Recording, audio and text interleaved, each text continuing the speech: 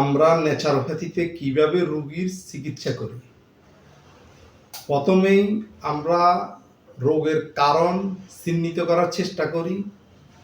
লক্ষণকে গুরুত্ব না দিয়ে আমরা খুঁজি এটার মূল কারণটা কি। এই কারণ নির্ণয়ের পরে আমরা মেডিসিনাল ফুড অর্থাৎ আমরা যা কিছু খাই, রোগীর যে ডায়েটারি যে খাদ্য তালিকা আছে ওটাকে রিপেয়ার করার চেষ্টা করি। যেই ফুডে যেই রোগের অথবা কোনো ভিটামিন মিনারেলসের ঘাটতি আমরা সমন্বয় করে একটা চার্ট তৈরি করে দিই। আমরা ডিটক্সিফিকেশনকে গুরুত্ব দিই।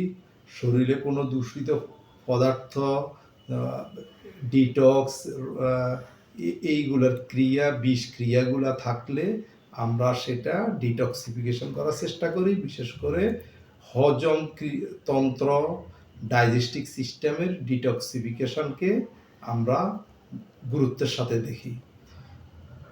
আরেকটা মেইন যেই পদ্ধতি সেই পদ্ধতিটা হচ্ছে ন্যাচারোপ্যাথিক্যাল টেকনিক।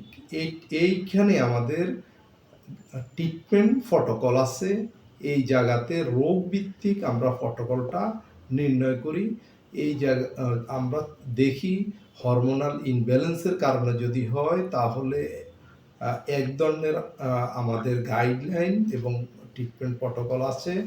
যদি মানসিক কারণে হয় অন্যরকম একটা প্রটোকল আছে। এইভাবে আমরা চেষ্টা করি রোগ ভিত্তিক কি উপায়ে কিভাবে ট্রিটমেন্টের পলিসিটা নেওয়া যায়। এছাড়া আমরা ভেষজ এবং বিজ্ঞানের সমন্বয় ঘটিয়ে হোমিওপ্যাথি মেডিসিনের সহযোগিতায় একটি হলিস্টিক মেথড বা অল্টারনেটিভ মেডিসিনাল ট্রিটমেন্ট পলিসিকে ফলো করি, যার মধ্যে আকুপ্রেশার আছে, হাইড্রোথেরাপি আছে, ফিজিওথেরাপি আছে, ব্রিথিং এক্সারসাইজ আছে।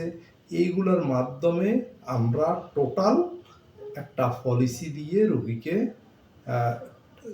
সুস্থ করার চেষ্টা করি এবং বাকি জীবনে যেন রোগী ভালো থাকে, সুস্থ থাকে, সেই ব্যবস্থাপনা আমরা গুরুত্বের সাথে নিয়ে থাকি। ধন্যবাদ সকলকে।